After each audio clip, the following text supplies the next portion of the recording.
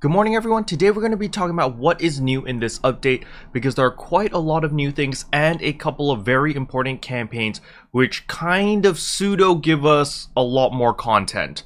Pseudo is the key word there because if you've played base PSO2 in the past, this isn't really content since you've completed it already. However, if you are new to PSO2 and you just came in when NGS started, then you've got a ton of content to do, which is a pseudo band-aid solution to keep yourselves busy as the rewards are worth it. Now, before we jump into the video, if you're new to the channel, I upload NGS content daily, so if you do play this game, I would really appreciate a subscribe as it really helps out the channel.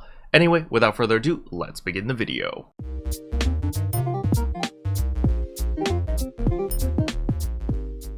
So the very first thing I want you to do when you log into the game is press escape, go to systems, and go to get campaign items. Over here you may notice that you have a lot of items or you may notice you have no items. But the main thing is there is a story quest clear campaign which goes from episode 1 all the way till episode 6. And the main attraction over here is you get 6 different emotes and you get a ton of cosmetic items, and on top of that you also get 6 of the SGC tickets, which basically allow you to pick any item you want through the SG Scratch. However, it is not the new Genesis SG Scratch because, you know, the new Genesis SG Scratch, you're pretty limited to the sense of fashion. This one actually works for the base PSO2 version, which has a much more extensive list of weapon camos, of outfits, of hairstyles, as well as many other things. However, I'm going to leave this portion to the end of the video because there's a lot of things to go over. So if you're asking yourself if it is worth doing the story quest clear campaign, the TLDR is yes, it is very worth because you get a ton of really good weapon camos as well as outfits. However, I know a lot of people just want to see the emotes as well as the weapon camos and outfits. So if you want to see that, just skip to that timestamp which is in the description below. Now the next thing I want to talk about is the second part of the anniversary event. You guys may have noticed that when we went to Vanford Laboratories when the servers first went live, that the dolls did not have the seasonal symbols. That bug has been fixed. It was implemented at 3 PM EST or 3 AM my time, and that was when it got implemented. So now you can complete this daily if you have not done so already because it is now available. Alright, so make sure to do it. You only need to kill 10 enemies, so it's really easy. You still have 2 hours at the time of this video going live, so just quickly log on, knock this out, and you'll be good. Now the reason why you want to knock out these 9th anniversary quests as soon as possible is because week 3 for the web event is clear any 9th anniversary task and we earn 1 point for each completed task. Now we can see over here the goal is not as crazy as before. It's 500,000 compared to before where we had to get 1.5 million.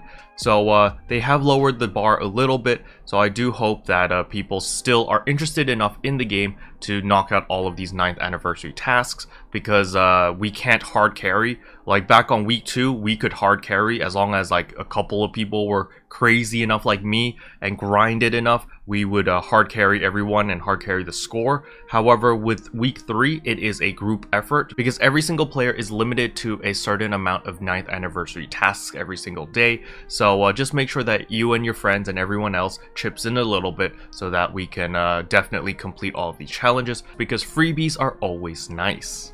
Now something I want to point out for the second half of the anniversary is Vanford Laboratory runes. We will get seasonal enemies appearing on these dates. It's kind of weird how they split it up like that. I don't exactly know what happens on the 23rd.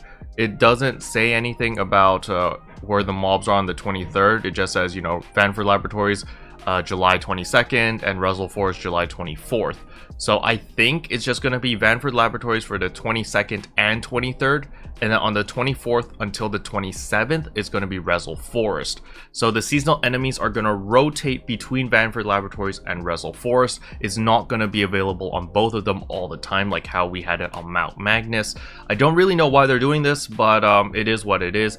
And another thing is, of course, the new Gigantix. The new Gigantix, which is the big bad dragon or Next Vera, they now spawn in South Aleo. So I did say in previous videos that he spawned in West Aleo because that was what it looked like in the trailer. However, Sega psyched us all and the dragon actually spawns in South Aleo. Now I don't know where the B-52 bomber or the squid guy now spawns. Maybe he's just gone.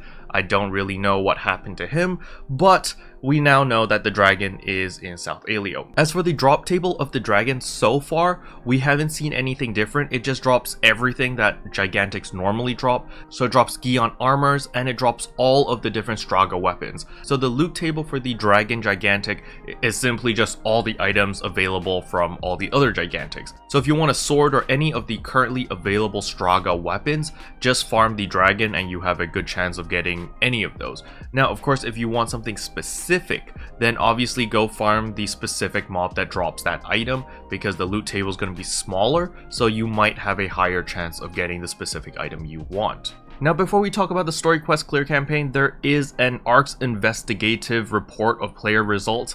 This is just a bunch of statistics showing like what is the most favorite class on global, so forth and so on. And you can see here Braver pulls ahead with 14.9%, and then there's all these other boring statistics which honestly I really don't care about. So I'll leave the link in the description below if you just want to read it for yourself. Alright, last but not least is the story quest clear campaign. This basically forces you to clear episodes 1 to episode 6 on the base game, and you get rewarded a lot. So you can see here when you clear episode 1, you get all of these rewards. There are 6 separate rewards. The main one, which I recommend people to get, is going to be the SGC ticket, because this allows you to pick any item that you want from the SG scratch, the permanent SG scratch back in base PSO2, and there are a lot of items. We're going to hop over there momentarily, but don't forget that each of these tiers have separate weapon camos. So if we scroll down over here, it says corresponding weapon categories for weapon camo rewards.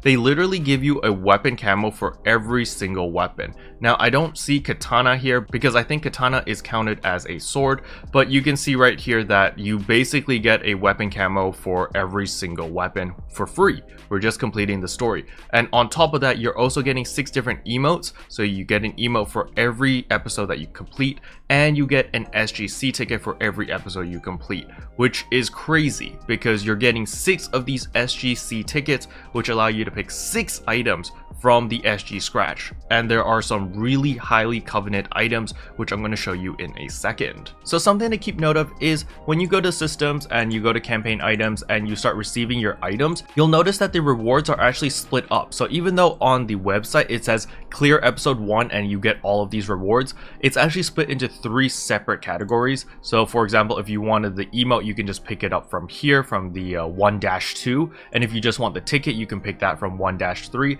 And this is super duper nice. The reason I say this is because, for example, if you're like me and you have characters on different ships, what you can do is you can give those characters the SGC tickets so that they can pick the perfect hairstyle or the perfect outfits or cosmetic items that they want, as well as weapon camos too.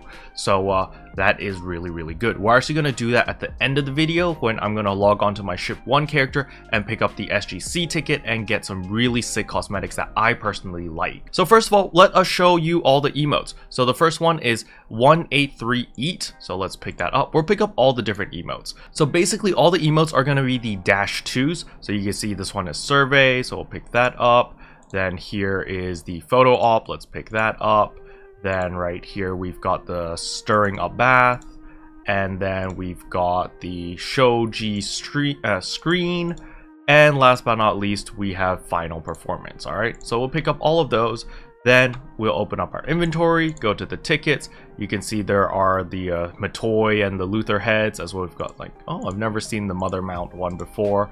So I've got some new cosmetic items over here, which are pretty cool. So make sure to just consume them. So you can see here, I have all of these emotes already. So unfortunately, I can't do anything with them. But like Shoji screen is new and stirring up bath is new. So I'm going to be going through each emote over here, both the male and female variants. So eat over here, if it is the female variant, you pull out an onigiri and then you just start eating it. Now, as for the male variant, you just hold down shift on your keyboard and you can see the male variant. You can see it's kind of like Monster Hunter-ish. You just pull out a grilled fish and meat and you just start chomping it down, and it's amazing, and it loops, and then you pull out more meat and more fish and you start eating more. Okay, the next emote we got was survey. So this is the female one. You're just looking out into the horizon. The male variant is you're kind of waving at your, I don't know what you're waving at. It looks like you're just waving at people. Maybe you're on like a mountain or something and you're like, yo, look up here, I'm over here, or something along those lines. Next one is photo op over here. So the female variant, you seem to like grab the camera after you realize that someone's taking a photo of you. So yeah, you walk forward, you grab the camera, you're like, look at me. As for the male variant, you can see that you just get the table and you just kind of wave. It's pretty nice. I like this one a lot. So Stirring the Bath is a new emote. As you can see here, you literally spawn a bathtub filled with water, and then you have this giant, this really looks like a popsicle stick to me, and you just stir up the water. Now if you use the male variant, it's simply without the bathtub. As you can see with Delia on my right, she's just, you know, holding the popsicle stick. So this is useful if you have one person with the bathtub and then everyone else does the male variant, so it looks like there's a bunch of people tossing the water in the bathtub, which is pretty cool. Now the next emote is Shoji Screen. As you can see here, it's pretty cute. It's like you just boop your head out. However, it is just like, you know, it is like a 2D screen like that. But it is pretty cute when you see it from the front. Now when you do the male variant, you literally just push open the door like this and you're like, what's up? It's pretty cool. So here we go. This is the female variant. You can see that I'm peeking into the bath over here as they're taking their bath. I'm checking them out, going like, ooh, so nice. And then there's another screen over here where I'll just peeking in. And then last but not least is Final Performance. You can see here it's a very dramatic death on the female. Like you literally play dead and KO. However, with the male variant, you can see here even more dramatics. Kind of reminds me of like a Power Ranger type of thing. Like, oh, man down, and interesting pose to have. I don't think anyone can actually fall over like this. It's kind of weird that they died in this pose. But that is the last one from episode 6. The last reward is Final Performance. Okay, so what we're gonna do now is we are gonna log onto my ship 1 character, and that way we can pick up those SGC tickets and pick up some cosmetic items from the SG scratch back in base PSO2, because there are a lot of items. So you can see this is my character right now in ship 1. She kind of looks pretty basic, you know, nothing crazy. So we're just going to launch the game from PSO2 so that we can actually gain access to that scratch sheet. So when you first log into base PSO2, what you want to do is you want to run over to the purple Visi machine right here. You're simply going to talk to it and go here to receive campaign items.